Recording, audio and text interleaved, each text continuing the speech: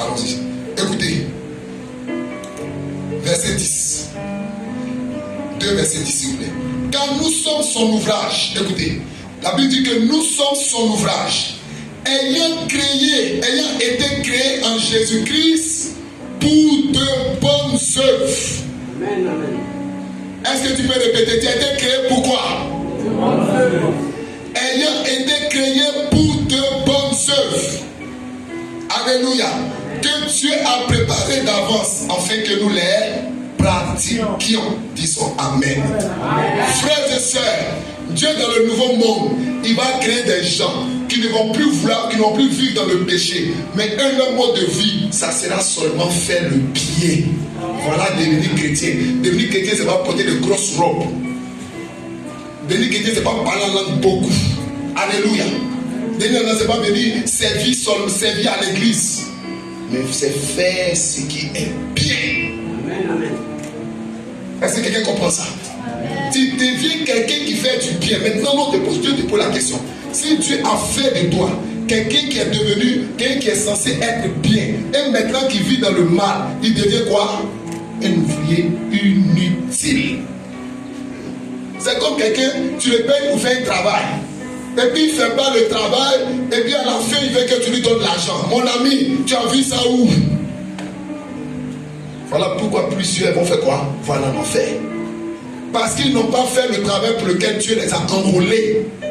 Est-ce que je suis entendu par là quelqu'un? Nous avons été créés pour pratiquer des bonnes œuvres. Alléluia. C'est pour ça. Je vais vous expliquer des choses encore. Allons plus loin. Regardez, il y a deux alliances. Dans la première alliance, Dieu appelle Moïse. Et quand Dieu appelle Moïse, Dieu se révèle à Moïse. Amen. Amen. J'explique. Vous savez, Dieu est multidimensionnel. Dis à ton frère, Dieu est multidimensionnel. Amen. Amen. Donc la connaissance de Dieu, c'est aussi à plusieurs dimensions, à plusieurs niveaux. Mais Dieu avait un objectif à atteindre. Quand il croise un homme qui a fui devant Pharaon, c'est que le gars a quoi dans son cœur? Il a la peur dans son cœur. Non, quelqu'un qui a fui devant Pharaon, c'est qu'il a peur. Maintenant, Dieu veut prendre cet homme-là pour aller, pour le présenter à Pharaon. Amen. Pour aller devant Pharaon. Qu'est-ce que Dieu doit faire? La première chose qu'il doit faire? Il doit tuer la peur. Donc là, Dieu va se révéler à Moïse comme étant un homme puissant. En fait, la face, la dimension que Dieu va révéler à Moïse, c'était simplement la puissance de Dieu. Donc quand Moïse vient, quand Dieu se révèle dans un buisson là-dedans, il dit petit, c'est moi qui parle. Il dit, tu ne crois pas, ok, tu as quoi, mais tu as un bâton, jette ça. Il jette ça, il prend. Les miracles commencent. Waouh, c'est exceptionnel ça. C'est que lui qui me parle là. Vraiment, il a couché. Pharaon qui m'a poursuivi là, il a pas de lui, moi, c'est mon Dieu. Alléluia. On va faire colo maintenant.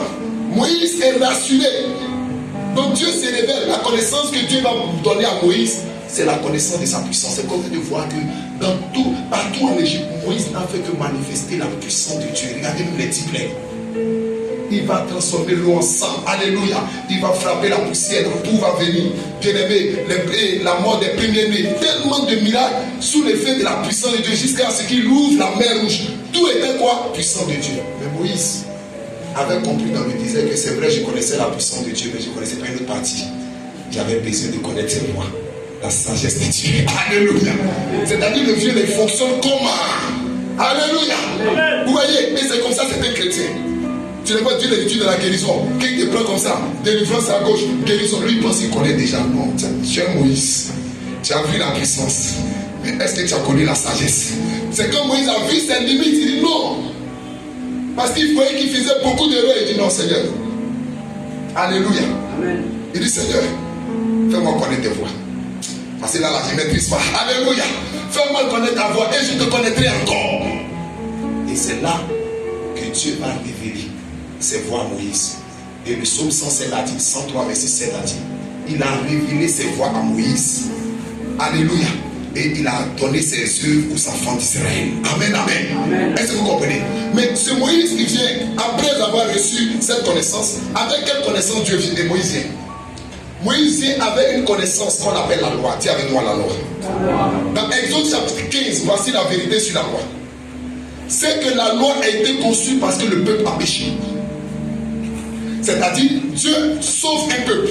Disons Amen. Amen. Dieu sauve un peuple, il le fait sortir du pays de l'esclavage pour le faire rentrer dans lui son pays. Mais en route, le Seigneur remarque quelque chose, que ce peuple a encore les dispositions de l'Égypte, le caractère du monde. Alléluia. Amen. Alors Dieu, voyant leur comportement, dès qu'ils ont posé un acte, n'était pas bien, Dieu dit non, seul il faut qu'il leur donne une loi. Mais la loi que Dieu va donner, c'était quelle loi?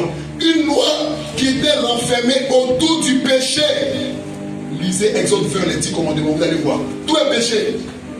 Tu ne te prononceras point devant d'autres dieux. Tout est péché. Tu ne convoiteras pas. Tout est péché. Une loi qui a été construite autour de quoi? Du péché. Pour faire quoi? Pour les libérer du péché. C'était ça le but de la loi. Alléluia. C'était ça le but de la loi. Il a donné une loi. Cette loi, elle est parfaite. Et quand Jésus vient, il dit aux gens, les gars, je ne suis pas venu abolir cette loi. Disons Amen, s'il vous plaît. Je ne suis pas venu abolir la loi parce que c'est important. Pourquoi? Parce que les bonnes œuvres commencent d'abord par fuir le péché. Amen. La première bonne œuvre, c'est la capacité à fuir le péché. Amen. À fuir le mal. Amen. Donc toi, tu dis que tu fais bonne œuvre. Quand tu n'arrives pas à fuir le péché, mon ami, tu te trompes toi-même. Amen. La première bonne œuvre, c'est de fuir le péché. Amen. Amen. Alléluia. Et c'est ce que Moïse a institué. Mais quand Jésus vient, il a dit une chose. Si votre loi ne surpasse pas celle des pharisiens, vous ne pouvez pas être sauvés. Amen. Parce que la loi là, c'est trop petit. Alléluia. La loi où on est obligé de combattre contre le péché seulement. C'est pas si tu vas dans les églises où les gens sont tous tournés vers le diable. Satan t'est vaincu. Radaba, mon ami, ce sont des gens de la loi. Alléluia. Ils sont encore derrière. On l'a dit, si votre loi ne surpasse pas celle des pharisiens, vous ne pouvez pas être sauvés. Ouais, parce que s'il est au même niveau, encore très supérieur qu'eux. Mais Jésus va faire la déclaration en disant que le plus petit dans le royaume de Dieu est plus grand que Jean-Baptiste. Jean-Baptiste est sous la loi. C'est parce que cette personne est dans une loi plus excellente que celle de Jean-Baptiste.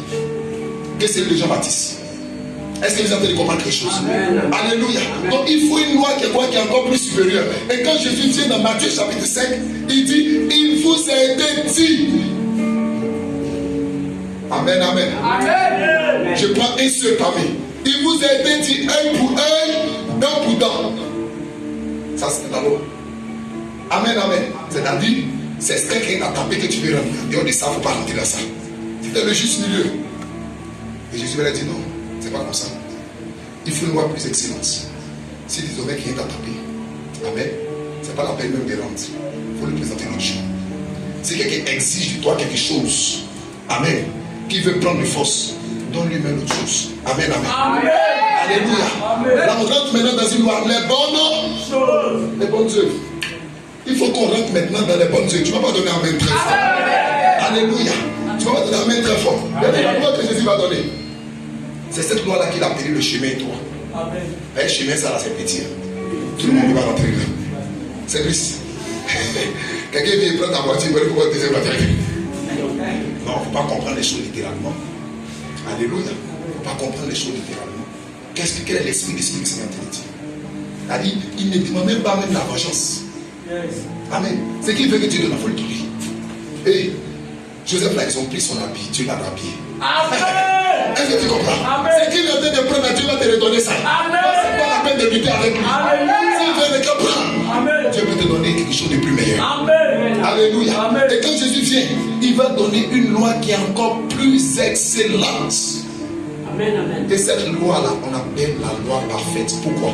Parce que la loi que Jésus vient avec est la forme parfaite de la loi de Moïse. Il faut garder ça. Amen. La loi de Jésus est la forme parfaite de la loi de quoi? C'est pourquoi il a dit que je ne suis pas venu abolir. Parce qu'il savait que la loi de Moïse était imparfaite. Il fallait parfaire ça. Alléluia. Bravo Seigneur. Et au moment où la loi de Moïse se tourne vers le mal, la loi de Christ se tourne vers le bien. Voici la différence. Et maintenant, de quel genre de chrétien? On est encore en train depuis on est né de nouveau, en train de combattre quoi? Le péché. En train de combattre quoi? Le diable. Mais c'est quand on va aller devant. C'est en quelle année on va dans la classe supérieure? Nous avons été appelés, Ephésiens chapitre 2 verset 10, ayant été créés, on peut répéter ensemble, ayant été créés. Non, avec il y a des gens qui sont fâchés. Amen. Mon frère, il dit en même temps, Si tu n'as pas compris ce principe-là, tu es venu te promener à l'église. Amen. Nous avons été créés pour des bonnes œuvres. Amen. Alléluia. C'est pourquoi le Seigneur a dit que votre lumière luise devant tous les hommes. Amen. Afin qu'ils voient vos bonnes œuvres et qu'ils glorifient votre Père. Alléluia. Alléluia. C'est ça la chrétienté. Donc quand on voit qu'un chrétien, ce qu'on doit voir, c'est quoi? Les bonnes œuvres. Amen. Votre travail tient pour lui, toi, c'est un païen. C'est un païen. Et je vous assure, les païens qui sont dans l'église, moi, je vous mets mal à l'aise. Amen. Moi, confiance. Amen. Mes mains seront pures. Amen. Mes mains seront pures. Amen. Alléluia. Amen. Je ne dirai pas l'enfer à cause des péchés de quelqu'un. Alléluia. Chacun va porter son propre péché pendant l'enfer. Des bonnes œuvres. C'est pourquoi Dieu nous demande de nous défaire d'un certain nombre de choses. Amen. Tu n'as pas été créé pour ça. Donc, les gens, ils me sont tombés des fois. Ils disent, attends, Seigneur, tu as dit quoi? Tu n'as pas dit que ceux-là, c'est les bonnes œuvres. Mais ils sont en train de lutter depuis il y a 20 ans. Est-ce que vous savez que l'un des principes les plus puissants du combat spirituel, c'est d'agir avec l'amour? Est-ce que vous savez ça? Est-ce que je peux vous dire? Je vous explique ça. Allons dans Hébreux chapitre 2. Vas-y, le verset 14. Hébreux chapitre 2, à partir du verset 14. Ainsi donc, puisque les enfants participent au sang et à la chair. Puisque les enfants participent au sang et à la chair, vous voulez que je vous explique ça? Amen. Le sang et la chair étaient corrompus à cause du péché d'Adam. Et comme les enfants sont dans le corps, alléluia, qu'il est tiré vers le péché, il faut que lui aussi vienne aussi dans ce corps-là. Amen. En fait, qu'il puisse connaître notre souffrance. Celui qui peut te délivrer, c'est celui qui a déjà traversé la même souffrance que toi. Alléluia. Il va venir aussi expérimenter ça. Puisque les enfants participent au sang et à la chair, lui aussi, il va prendre un corps. Amen. Alléluia. Vas-y, continue. Il y a également participé lui-même. Il y a également participé lui-même afin que par la mort, il anéantisse celui qui a la puissance de la mort. Est-ce que tu m'as donné amen très fort? Il a vécu par quoi? La mort. Oh, dis à ton frère la mort. Est-ce que vous comprenez ça? Faut t'asseoir. Quelle était l'âme de Jésus pour vaincre le diable? C'était la mort. Tu sais pourquoi depuis là tu n'as pas encore vaincu tes ennemis? Parce que tu n'es pas encore mort. Amen. Tu m'as pas donné. Tu n'es pas encore bien mort. Tu dors. Tu es dans le combat. Pas la mort. Si Jésus a reçu le nom qui est au-dessus de tout nom, c'est parce qu'il a accepté la mort. Pourquoi? Il croyait en celui qui avait la capacité de le ressusciter de la puissance de la Amen. Alléluia. Il a donné sa vie. Il n'a pas résisté. Même jusqu'à la mort, il a accepté. Jusqu'à où nous sommes prêts à obéir à Dieu. Demande à ton frère jusqu'à où tu es prêt à obéir à Dieu. Jusqu'à où? Quand on arrive au niveau des maladies, non, tu vas taper l'église à la minute. Quand Satan touche ton travail net, comme Job, Satan touche ton travail net, ta femme dit non, maudit Dieu, puis moi. Jusqu'à où tu es prêt? Frère, il faut qu'on prépare les gens pour aller au ciel. Parce que j'ai l'impression que l'église même devient une synagogue de Satan, où on prépare les gens pour aller en enfer. Alléluia. Est-ce que vous comprenez? Amen. Ce message est né dans mon cœur parce que le monde nous a expliqué quelque chose, ce que c'est la bonté, à travers ce qui s'est passé dans la vie de Fortuné. Amen. Regardez comment en 24 heures, des gens que nous on va les appeler païens, nous on les appelle païens. Et puis nous on fait quoi? Nous on s'appelle quoi? Nous on se fait appeler juifs. C'est ça, un chrétien, c'est ça. Maintenant regardez comment les païens ils agissent. Et puis regardez comment nous qui sommes les juifs on agit. On a l'impression que c'est nous qui sommes les païens et c'est eux qui sont les juifs. Ils ont pu reconnaître le mérite d'une personne. Ils ont reconnu le mérite d'une personne. Ils ont décidé de faire quoi? D'honorer cette personne. En moins de 24 heures, ils ont pu mobiliser 40 minutes. Pendant que nous, parmi nous, une seule paie son frère. Et puis on dit chacun a coûté 1000 francs. Et les gens jusqu'à aujourd'hui n'ont pas encore payé. Et ça c'est 4e semaine, 5e semaine. Vous savez ce que nous sommes en train de faire? Nous sommes, l'église est devenue aujourd'hui des pharisiens. Des gens qui avaient une bonne loi. La loi des pharisiens était très bonne. C'est pourquoi Jésus a dit écoutez-les, mais ne faites pas ce qu'ils font. Amen. Nous avons une bonne loi qui sauve. Mais nous-mêmes, des vendus, des hypocrites, des pécheurs, Nous n'avons pas été créés pour ça, nous avons été créés pour des bonnes œuvres. Amen. Des bonnes œuvres. Quand il y a une situation, regardons, en fait, aussi, il faut regarder la promptitude. Regardez comme ils étaient prompts. De manière spontanée. Jusqu'à aujourd'hui, ils ont dépassé. C'est-à-dire, eux-mêmes, ils ont dépassé, ils s'en vont seulement. Est-ce que cela peut être une référence pour l'Église? Amen. Cela peut être une référence pour vous en tant qu'enfant. Amen. Quand nous croyons en l'Église. Mais nous, quelqu'un aura un problème, on va venir, on va prier pour lui. Tout le monde va prier. Tu vas voir comment on est prier. On va dire que cette personne va le soutenir l'argent. Vous allez voir comment les cœurs vont s'y faire. Mes frères, que c'est ta prière si tu n'arrives pas à produire de bonnes œuvres? Que c'est? Je vous pose la question, que c'est vos prières, vos jeûnes, votre vie de consécration, de sainteté? Si cela n'aboutit pas aux bonnes œuvres, Amen. n'oubliez pas quelque chose que Jésus nous a dit. Il dit, si vous avez toute la foi jusqu'à déplacer des montagnes, Oh, si vous alléluia. avez le temps de prophétie jusqu'à donner même le nom d'arrière-grand-père des gens, mais si vous n'avez pas l'amour, Amen. parce que bien aimé, c'est l'amour qui nous permet de pouvoir produire des bonnes œuvres. Amen. C'est cet amour en nous qui permet de faire ça. Quels gens de chrétiens nous sommes devenus? Regardez le témoignage. La Bible dit, à cause de vous, le nom de Dieu est calomnié dans le monde, est blasphémé dans le monde. Pourquoi les gens blasphèment? Oh, vous êtes chrétien, oh, c'est les chrétiens. Quand il y a un petit truc, c'est les chrétiens. Pourquoi cette mauvaise image? Parce qu'on n'a pas compris notre mission. On ne sait pas où on va. On ne sait pas où on va. Pour des bonnes œuvres. Amen. Alléluia. Amen. Et quand on dit bonne œuvre, c'est donné. C'est pourquoi à l'église, on t'y met des gens. Les manchots là, il n'y a plus manchots à l'église, on tire les mains. Amen. En masse. Alléluia. Amen. C'est pour ça qu'on devient chrétien. Amen. Alléluia. Amen. Parce qu'il y a une chose qui peut vaincre le jugement. Dis à ton frère, il y a une chose qui peut vaincre le Il y a une jugement. chose. Alléluia. La miséricorde. La miséricorde, c'est un fruit. Amen. Alléluia. C'est un fruit de l'esprit, c'est un fruit de l'amour. Quand la Bible est le fruit de l'amour, la miséricorde, ça en fait partie aussi. Alléluia. Amen. Gloire au Seigneur. Ça en fait partie. Ça en fait partie. Frères et sœurs, redevenons chrétiens. Nouvelle création, voilà ce que ça veut dire. Nouvelle création, c'est quelqu'un qui vit différemment. Amen. Qui vit différemment. Alléluia. Nos vies, notre vie doit tourner vers les bonnes œuvres. Alléluia. Pourquoi? Parce qu'à la fin, le jour du jugement, il n'y aura pas de grâce. Oh La yes. seule chose qu'il y aura, ça sera les bonnes œuvres. Amen. En fait, ce sont les œuvres qui vont parler. C'est en fonction des œuvres qu'on t'oriente. C'est comme en troisième. Alléluia. Si tu as 12 ans, mal 12 ans physique, Ouais, tu vas se papa. lancer. Alléluia. Amen. Gloire au Seigneur. Si tu as 12 ans, mal 12 ans physique, on dit directement seconde C. Si tu as 10 en français, 11 en anglais, on dit va en seconde A. Dieu va nous orienter. Donc il y a deux choses. Soit tu vas de l'autre côté, ou bien tu t'en vas. On ne regarde plus des choses. Prends 1 Corinthiens chapitre 3, on va avancer encore là-bas. Donnez-moi du temps, on va parler aujourd'hui. Ouais, papa. Alléluia. Amen. Il faut qu'on aille là-bas. 1 Corinthiens chapitre 3, verset, nous allons lire le verset 8. On commence au verset 8 et puis après on va commencer au 10 jusqu'au verset 15. Vas-y, il dit quoi? 1 Corinthiens chapitre 3 à partir du verset 8.